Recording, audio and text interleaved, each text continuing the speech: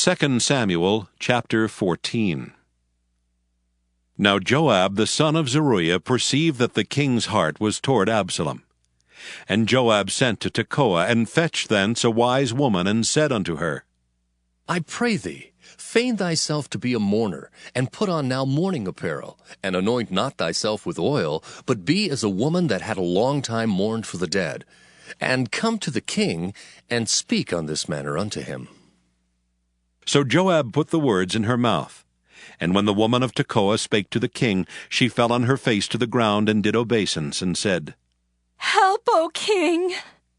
And the king said unto her, What aileth thee? And she answered, I am indeed a widow woman, and mine husband is dead. And thy handmaid had 2 sons, and they 2 strove together in the field, and there was none to part them. But the one smote the other and slew him. And behold, the whole family is risen against thine handmaid. And they said, Deliver him that smote his brother, that we may kill him for the life of his brother whom he slew, and we will destroy the heir also. And so they shall quench my coal which is left, and shall not leave to my husband neither name nor remainder upon the earth. And the king said unto the woman, Go to thine house, and I will give charge concerning thee. And the woman of Tekoa said unto the king, My lord, O king, the iniquity be on me and on my father's house, and the king and his throne be guiltless. And the king said, Whosoever saith aught unto thee, bring him to me, and he shall not touch thee any more. Then said she, I pray thee, let the king remember the Lord thy God, that thou wouldest not suffer the revengers of blood to destroy any more, lest they destroy my son. And he said, As the Lord liveth, there shall not one hair of thy son fall to the earth. Then the woman said, Let thine handmaid, I pray thee, speak one word unto my lord the king. And he said, Say on. And the woman said, Wherefore then hast thou thought such a thing against the people of God? For the king doth speak this thing as one which is faulty, in that the king doth not fetch home again his banished. For we must needs die, and are as water spilt on the ground, which cannot be gathered up again. Neither doth God respect any person, yet doth he devise means that his banished be not expelled from him.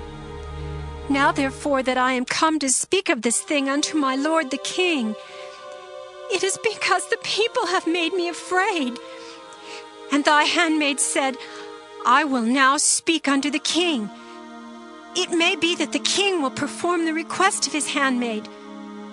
For the king will hear to deliver his handmaid out of the hand of the man that would destroy me and my son together out of the inheritance of God. Then thine handmaid said, The word of my lord the king shall now be comfortable. For as an angel of God, so is my lord the king, to discern good and bad. Therefore the Lord thy God will be with thee. Then the king answered and said unto the woman, Hide not from me, I pray thee, the thing that I shall ask thee. And the woman said, Let my lord the king now speak. And the king said, Is not the hand of Joab with thee in all this?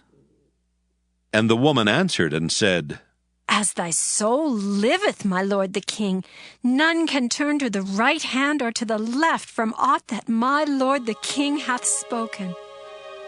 For thy servant Joab, he bade me, and he put all these words in the mouth of thine handmaid. To fetch about this form of speech hath thy servant Joab done this thing. And my Lord is wise, according to the wisdom of an angel of God, to know all things that are in the earth. And the king said unto Joab, Behold now, I have done this thing. Go therefore, bring the young man Absalom again. And Joab fell to the ground on his face, and bowed himself, and thanked the king. And Joab said, Today thy servant knoweth that I have found grace in thy sight, my lord, O king, in that the king hath fulfilled the request of his servant. So Joab arose and went to Geshur and brought Absalom to Jerusalem. And the king said, Let him turn to his own house, and let him not see my face. So Absalom returned to his house and saw not the king's face. But in all Israel there was none to be so much praised as Absalom for his beauty. From the sole of his foot even to the crown of his head there was no blemish in him. And when he polled his head, for it was at every year's end that he polled it, because the hair was heavy on him, therefore he polled it, he weighed the hair of his head at 200 shekels after the king's weight. And unto Absalom there were born 3 sons, and 1 daughter, whose name was Tamar. She was a woman of fair countenance. So Absalom dwelt 2 full years in Jerusalem, and saw not the king's face. Therefore Absalom sent for Joab to have sent him to the king, but he would not come to him. And when he sent again the second time, he would not come. Therefore he said unto his servants, See, Joab's field is near mine, and he hath barley there. Go and set it on fire. And Absalom's servants set the field on fire. Then Joab arose and came to Absalom unto his house, and said unto him, Wherefore have thy servants set my field on fire?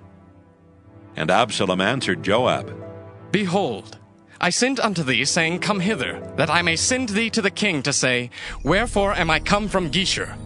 It had been good for me to have been there still. Now therefore let me see the king's face, and if there be any iniquity in me, let him kill me. So Joab came to the king and told him.